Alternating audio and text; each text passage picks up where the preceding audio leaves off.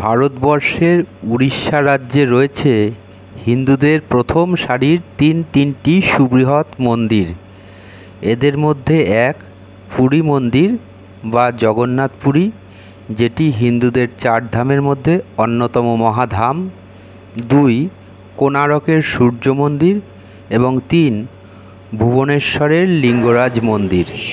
এদের মধ্যে প্রথম দুটি অর্থাৎ পুরী মন্দির এবং কোণারক সূর্য মন্দিরের সাথে অধিকাংশ লোকই পরিচিত। লিঙ্গরাজ মন্দিরটি সেই তুলনায় কম জনপ্রিয় হলেও এই মন্দিরটিও একটি সুবৃহৎ, অতি সুন্দর এবং অতি প্রাচীন মন্দির। হিন্দুদের প্রাচীন স্থাপত্য শিল্পকলায় ভরপুর। পুরী মন্দির ও লিঙ্গরাজ মন্দির সম্পর্কে পরবর্তী সময়ে পৃথকভাবে ভিডিও তৈরি করা হবে। আজকের ভিডিওতে কোণারকের সূর্য মন্দির, এই মন্দির সৃষ্টির ইতিহাস এবং বর্তমান সময়ে এর ভগ্ন দশার কারণগুলি সম্পর্কে বিস্তারিতভাবে আলোচনা করা হবে। আমাদের এই চ্যানেলে হিন্দুদের প্রায় সকল বিখ্যাত মন্দির সৃষ্টির ইতিহাস, বিগ্রহ প্রতিষ্ঠার ইতিহাস এবং হিন্দুদের প্রায় সকল দেবদেবীর পূজা পাঠের সঠিক সময়সূচি, পূজার পদ্ধতি, মন্ত্র উচ্চারণ ও লিখিত আকারে ভিডিও তৈরি করা হয়। তাই চ্যানেলে নতুন হয়ে থাকলে অবশ্যই চ্যানেলটি সাবস্ক্রাইব করে পাশে থাকা বেল আইকনটি প্রেস করবেন। সেই সঙ্গে ভিডিওটি লাইক, কমেন্ট ও শেয়ার করতেও ভুলবেন না। খ্রিস্টীয় ত্রয়োদশ শতাব্দীর মাঝামাঝি সময়ে নির্মিত এই সূর্য মন্দিরটি পুরী থেকে সড়কপথে মাত্র 35 কিলোমিটার এবং ভুবনেশ্বরের লিঙ্গরাজ মন্দির থেকে 65 কিলোমিটার দূরে অবস্থিত। গঙ্গা রাজবংশের মহান শাসক রাজা প্রথম নরসিংহদেব 12 বছর সময়ের মধ্যে 1200 জন কারিগরের সাহায্যে এই মন্দিরটি তৈরি করিয়েছিলেন। এই 12 বছর সময় হল 1243 থেকে 1255 খ্রিস্টাব্দ পর্যন্ত সময়। কোণার্ক শব্দটি কোণা ও অর্ক দুটি শব্দের সংমিশ্রণ। কোণা মানে কোণ এবং অর্ক মানে সূর্য, তাই একত্রিত হলে এটি কোণার সূর্য হয়। এই মন্দিরটি সূর্য দেবতাকে উৎসর্গীকৃত। কোণার্ক অর্কক্ষেত্র নামেও পরিচিত। উড়িষ্যার 4টি ভিন্ন ক্ষেত্র বা অঞ্চল রয়েছে।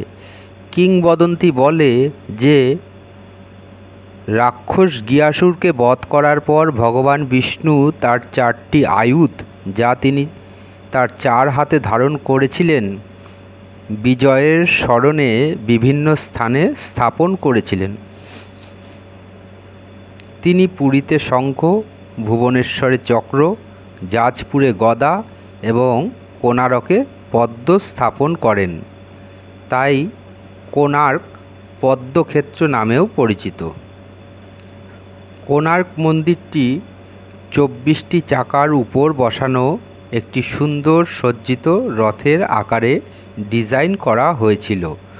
প্রতিটির ব্যাস প্রায় 10 ফুট এবং 7টি শক্তিশালী ঘোড়ার দ্বারা টানা হয়েছিল। এটা বোঝা সত্যিই কঠিন যে এই বিশাল মন্দির, যার প্রতিটি ইঞ্চি জায়গা এত আশ্চর্যজনকভাবে খোদাই করা হয়েছে, এত অল্প সময়ের মধ্যে কিভাবে সম্পন্ন হতে পারে। সে যাই হোক,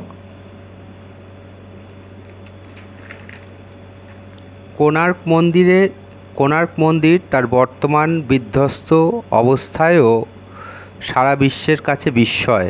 মহান কবি রবীন্দ্রনাথ ঠাকুর কোণার্ক সম্পর্কে লিখেছেন, এখানে পাথরের ভাষা মানুষের ভাষাকে ছাড়িয়ে গেছে। এবারে এই সুবৃহৎ মন্দিরে পুজো কেন হয় না, এর কারণ এবং বর্তমানে এর ধ্বংসপ্রাপ্ত দশা হওয়ার কারণ সম্পর্কে জানব। কোণার্ক সূর্য মন্দিরে কখনো দেবতার পুজো না হওয়ার কারণ হল, রাজা প্রথম নরসিংহদেব মন্দির নির্মাণকারীদের বলেছিলেন যে তারা যেন 12 বছরের মধ্যে 1200 জন মিলে এই 12 একর জমির মধ্যে নির্মাণ কার্য সম্পন্ন করে, না হলে তাদের সকলের শিরচ্ছেদ করবেন রাজা নিজে। কিন্তু 12 বছরে মন্দিরের নির্মাণ প্রায় সম্পন্ন হয়ে এসেছিল। শুধু চূড়ার একটি অংশের স্থাপন কাজ তখনও বাকি ছিল।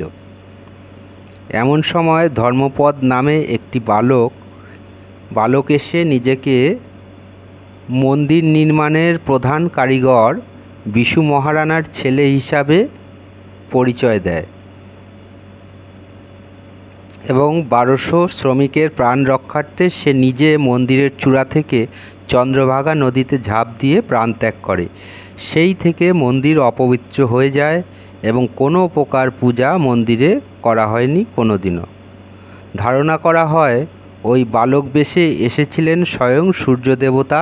তিনি রাজার দম্ভ অহংকার চূর্ণ করার জন্য মন্দিরের চূড়া থেকে ঝাঁপ দিয়ে মন্দির পূজা পাঠের অনুপযুক্ত করে দিয়েছিলেন। বর্তমানে এই মন্দিরটি ধ্বংসপ্রাপ্ত দশা হওয়ার পেছনে অনেকগুলি কারণ রয়েছে। প্রথমত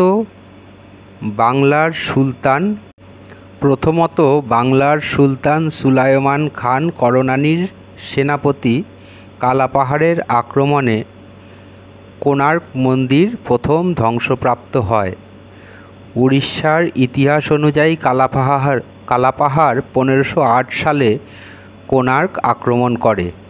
দ্বিতীয়ত নরসিংহদেব মুসলিম মেয়েকে বিয়ে করার জন্য সমাজ থেকে বহিষ্কৃত হন, তাই তিনি নিজে মন্দির ধ্বংস করেন।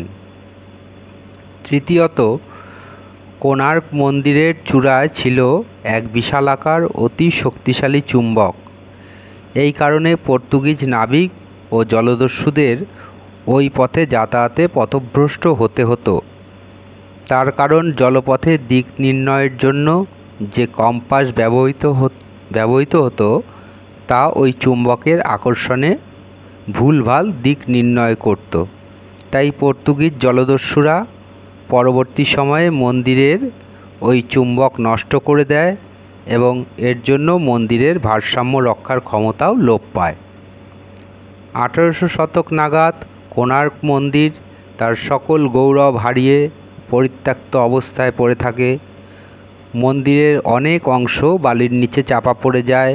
মন্দির চত্বর ও এর আশেপাশের এলাকা ধীরে ধীরে ঘন অরণ্যে ছেয়ে যায়। বুনো জন্তুরা বাসা বাঁধে মন্দিরের ভিতরে।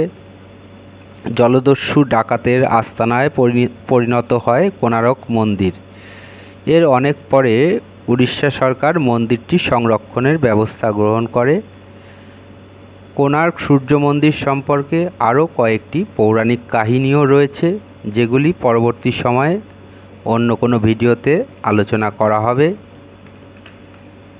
পরবর্তী সময়ে আবারও এই ধরনের কোনো ভিডিওর মাধ্যমে আপনাদের সঙ্গে দেখা হবে। ততক্ষণ পর্যন্ত খুব ভালো থাকবেন, আনন্দে থাকবেন। ঈশ্বর আপনাদের সকলের মঙ্গল করুক। জয় গুরু।